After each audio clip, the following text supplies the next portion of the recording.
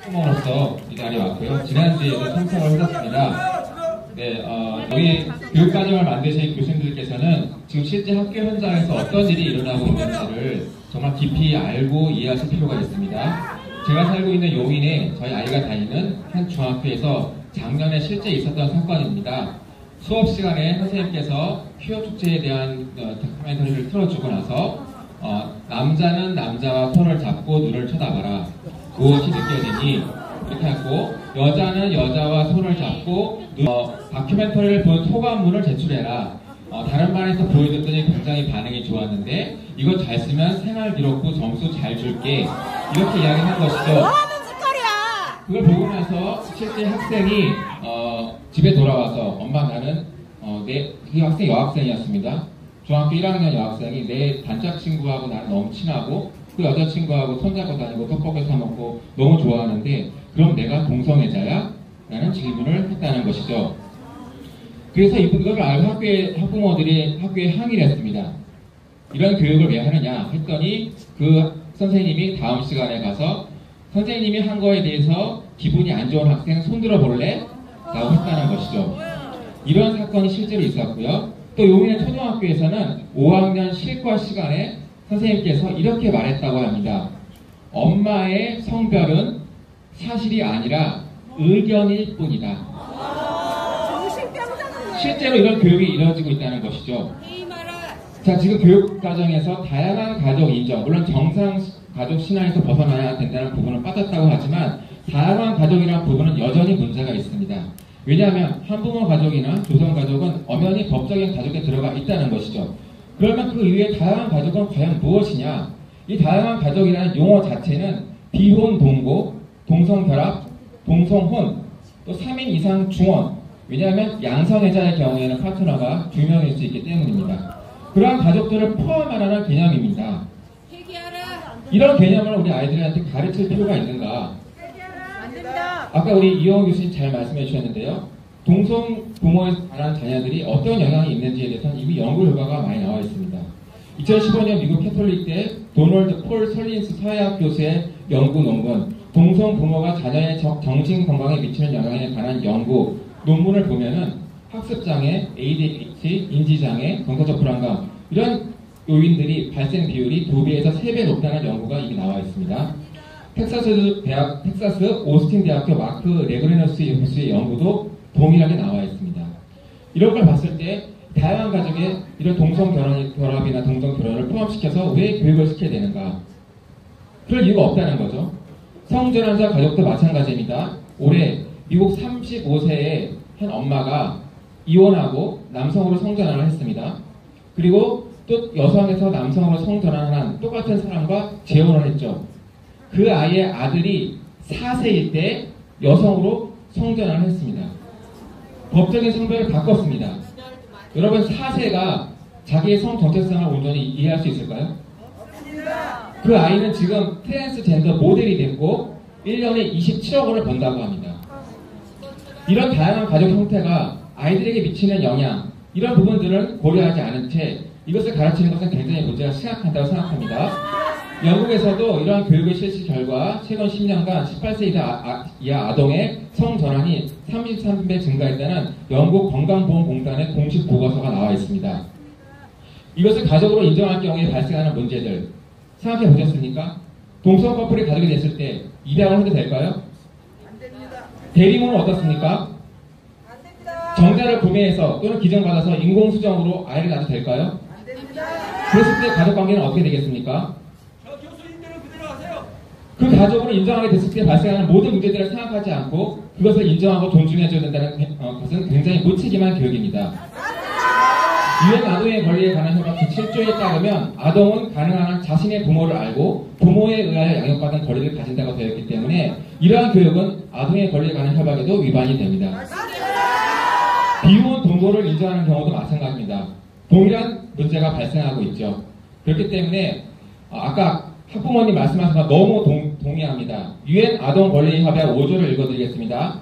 아동이 이 협약에서 인정된 권리를 행사함에 있어서 당사국은 부모가 아동의 능력 발달에 상응하는 방법으로 적절한 감독과 지도를 행할 책임과 권리 및 의무를 가지고 있음을 존중해야 한다. 이런 성에 대한 교육은 가정교육에서 이루어져야 되고 학교에 않은 부분들은 교과서 교육과정에 삭제해 주시고 요청드립니다.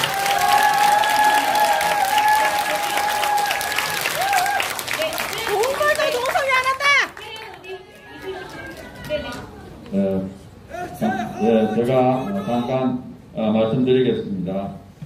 저는 지금 현재 한동대학교 석좌 교수로 있습니다. 작년에 부산대학에서 한 35년 근무하다가 정년퇴직하고 이렇게 왔습니다. 저도 이 중학교 교과서 내용을 보면서 좀 걱정이 돼서 사실 왔고요. 그 내용 중에 이런 내용이 있습니다. 가족의 이용에 관계없이 정서적으로 서로 몰입되어 있으며 일상생활을 공유하는 가족생활의 보편성이라는 구절이 있습니다. 그래서 이 구절을 보면서 도대체 이게 무슨 뜻인가? 가족의 이용에 관계없이 서로 정서적으로 몰입되어 있고 생활을 공유하면 가족이라고 인정해줘야 된다는 뜻인가? 가족생활 보편성이라고 했기 때문에 그래서 제가 좀 염려가 되는 거예요. 그러면 그걸 다 가족으로 해야 되느냐? 혈연, 입양으로 이루어진 사회의 기본 단위라고 이렇게 되어 있기 때문에 이 안에서는 우리가 다양하게 한부모 가족이라든지 조선 가족이라든지 이게 다 인정이 됩니다. 그러면 이 법의 테두리 안에서의 다양한 가족을 의미하는 건지 아니면 현재 법에서 인정하는 것 외에 것도 다 인정을 해줘야 된다는 것인지 정서적으로 서로 몰입되어 있고 일상생활만 공유하면 이거를 가족으로 인정해야 된다고 우리 아이들한테 가르치는 건지 제가 굉장히 염려가 되는 겁니다. 그래서 저는 이런 내용은 사실은 교육과정에서 삭제해야 된다. 왜냐하면 우리 아이들한테 잘못된 생각을 가지게 합니다. 만약에 법 안에서의 다양한 것이라면 얼마든지 허용이 되는데 지금 이 뉘앙스를 보면은 굉장히 염려가 되기 때문에 이렇게 정말 법에 어긋난 법을 벗어난 내용을 우리 아이들한테 가르치는 것은 절대 있어서는 안 된다. 왜냐하면 이미 법이라는 것은 사회적 합의가 이루어진 것이고요. 법을 벗어난 것은 사회적 합의가 이루어졌다고 보기 어렵습니다. 그러니까 법이 개정된 다음에 가르치는 거야 얼마든지 하는데 법이 개정되지 않고 있는데 우리 아이들한테 가르친다. 그거는 사실은 아주 나쁜 거죠. 교육 관계자들이 자기의 생각을 우리 아이들한테 주입을 하는 겁니다. 그래서 그건 절대로 잘못된 것이라고 생각하고요. 이 뜻이 제 생각에는 이 논란이 되는 문구는 반드시 삭제돼야 된다고 생각하고요. 사실은 제가 이런 생각을 하게 된 이유가 있습니다. 이번에는 사실은 언론에 보니까 정상가족 신화에서 벗어나를 삭제했다고 그러더라고요. 너무 잘한 것입니다. 사실은 정상가족이라는 단어 자체가 엄마, 아빠, 자녀로 이루어진 것을 정상가족이라고 이 동성결혼을 지지하는 사람들이 사용하는 용어입니다. 이 정상가족 이데올로기를 부숴야 된다. 그러면서 동성결혼을 지지하는 사람들이 사용하는 용어인데 그것이 어떻게 이 안에 들어왔을까요? 굉장히 제가 의아했습니다. 그래서 이런 구절도 있기 때문에 위에 있는 구절까지도 제가 그렇게 해석을 한 겁니다. 그래서 그 밑에 보면은 다양한 가족 유형에 대해서 유연한 태도를 가지도록 해요. 그러니까 우리 아이들에게 다양한 가족 유형에 대해서 유연한 태도를 가져라 하고 가르치는데 아까 말했던 대로 여기서 말하는 다양한 가족이라는 게 뭐냐는 거예요. 어디까지를 다양한 가족으로 인정하려고 하지. 그리고 아이들한테 백지 같은 마음을 가진 아이들한테 그것이 그대로 들어가기 때문에 정말로 위험한 거를 가르치면 안 됩니다. 우리 아이들이 정말 나쁜 길을 가면 안 되잖아요. 우리 다 부모들이잖아요. 부모. 똑같은 부모로서 자녀가 잘못된 걸 원하는 사람 아무도 없잖아요. 노래를 하는 건 좋아요. 그렇지만 집단적으로 그 아이들한테 그걸 정상이라고 가르치는 건 절대 안 된다고 저는 생각합니다. 그래서 우리 여기 계신 분들께서 교수님들과 교사님들이 다 계실 텐데 정말 우리 아이들을 위해서 정말 잘못된 내용은 절대 가르치지 않도록 이 내용은 반드시 좀 삭제해달라 부탁을 드리고 싶습니다. 네, 감사합니다.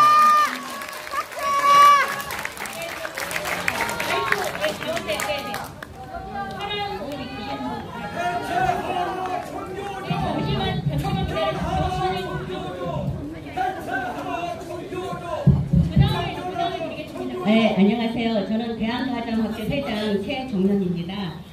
오늘 이렇게 우리 가정국가에 대해서 진심 어린 관심을 가져주셔서 감사드립니다. 지금 이제 말씀하시는 내용이 굉장히 수긍 가는 부분이 굉장히 많습니다. 그래서 저희가 이제 그 교육 과정에 있어서 해석이 이렇게 다양할 수 있구나, 그거 정말 조심해야 되겠다, 그런 생각이 들었습니다. 그런 부분들은 많이 이제 반영을 책임자들이 해주실 거라고 이제 생각이 들고요. 많은 그 예들을 보니까 일반화된 가정과 교사들이 그렇게 교육을 했다라는 생각은 들지 않습니다. 지역적으로 그런 교사들이 있을 수는 있으나 우리 가정 교사들은 동성애 옹호하지 않습니다. 편애교육 옹호하지 않습니다. 그 일반화 저희는 정말 이 나라를 위해서 지금 저출산 고령화 정말 애를 낳지 않아서 부산의 한 아파트는 지금 없어지고 있어요. 이대로 갔다가 우리나라 지금 망할 지경입니다. 그래서 저희 가정국가는 어떻게 하면 부산 문제를 해결할 수 있을까?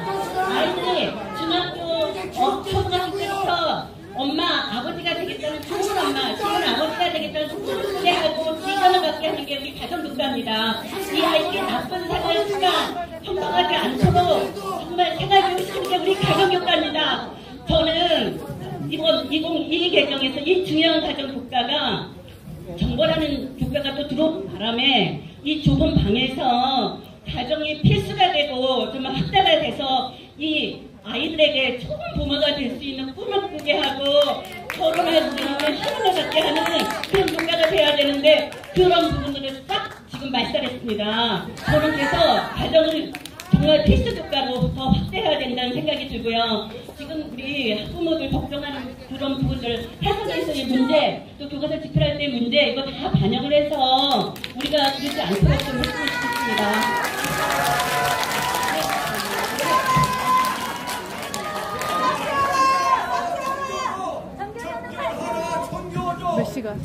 예, 저는 간단하게 이 책자를 보고서 말씀드리겠습니다. 여기서 21쪽 보니까 대국민 의견이라는 얘기 쭉 나와 있습니다. 여러분이 만든 거죠. 그 내용을 보면 국민들의 의사가 양성평등기본법에 의해서 성인지를 정확히 삭제하고 그 다음에 젠더라는 표현도 삭제하고 이렇게 잘 반영이 됐는데 문제는 반영 사항은 완전히 국민의 의사를 뒤엎어버렸어요. 여러분이 이 정부의 이 국민들의 대국민 의견을 완전히 뒤엎어서 다시 뭐라 하냐면 성인지 감수인가요? 그분도 자기가 발표한 내용을 성적 의사결정의 상호 존중과 성인지 감수성이 함양돼야 한다. 그러므로 성적 의사결정 능력과 성인지 감수성의 함양으로 수정해달라. 이렇게 대국민의 의사를 완전히 뒤엎어는 이런 결과를 도출했단 말입니다. 또 성적 의사결정 능력의 중요성으로 수정해달라. 이렇게 완전히 뒤엎었어요. 무슨 얘기냐면은 여러분 음식점에 가서 음식 먹을 때 독약이 있으면은 난리 나잖아요. 왜 음식에 독약이 들어갑니까? 이 문제는 우리 아이들의 영혼의 독약을 타는 거예요. 음식 먹고 배탈 나면은 병원에 가서 치료받을 수 있지만 이거 영혼과 마음, 정신을 완전히 이렇게 독약을 타버리면 이 아이들 어떻게 하려고 해요? 이 아이들 어떻게 하려고 해요? 이거는 도저히 용납할 수 없어요. 문재인이든 윤석열이든 어느 정부든 간에 우리 아이들 유교해서 아이들 신념을 완전히 하늘을 이끄는 이런 교육은 절대 용납할 수 없습니다. 여러분, 이거 다 무효, 원천 무효입니다. 원천 무효! 그렇게 대국민의 의사를 가져오는 새로운 연구기를 구성해 주실 간절히 촉구합니다. 감사합니다.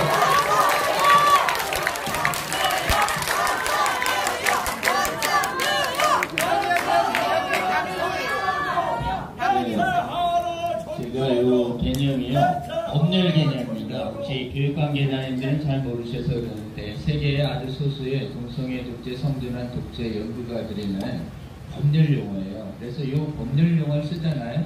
실제로는 쓰면 갑자기 정당화만 정당화되고 반대는 못하게 되는 개념입니다. 이게 다양한 가족 존중이라는 개념인데, 이게 동성애를 반드시, 동성혼 부부를 반드시 트랜스젠더 부부를 존중해야 된다는 강요 개념이에요.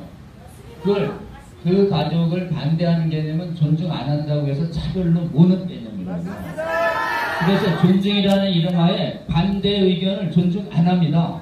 정상가족을 존중하는 저희 의견을 혐오자로 몰아요. 그게 존중입니까? 진짜 존중은 찬반의 자유를 존중해야지 동성애 인정 강요가 존중 아니에요. 그러니까 다양가족 존중 개념은 실제로는 동성가족 강요 개념이라고요. 그러니까 그 용어를 쓰면 안 됩니다. 아까 얘기해서 영혼에 독이 들어가요. 성인지 개념도 마찬가지입니다. 정상적인 그 헌법 용어가 양성평등 성별 인식 개념이에요. 성별 인식, 성별 결정. 이게 육체적 성별로 결정되는 거지 성별, 성인지 이러면 성이 자기의 인지로 결정된다라고 하는 트랜스젠더 강요 개념이라고요. 그게 성인지 감수성을 존중하라 그러면 트랜스 인정을 반대하면 성인지 감수성이 없는 사람으로 차별로 몰라서 지금 트랜스젠더 강요 개념이라고요. 그러니까 이 성인지 개념은 위헌적인 개념입니다. 기본적으로 또 하나 의사결정의 자유도 마찬가지인데요. 아까 이 성결정 자유가 무슨 자유냐면 동성애 행위의 자유와 성선택, 성전환의 자유로 해석된다고요. 근데 이거는 존중해야 된다는 뭐냐면 이거를 정당화해야 되고 이거 위험하고 해악을 경고하면 다 차별. 동성애 저것들 우리 어린아이들이 영혼에 이 독소를 넣잖아요. 우리 미래아이들이 죽어가는 것입니다. 반드시 빼내시기를 참으시기 바랍니다. 감사합니다.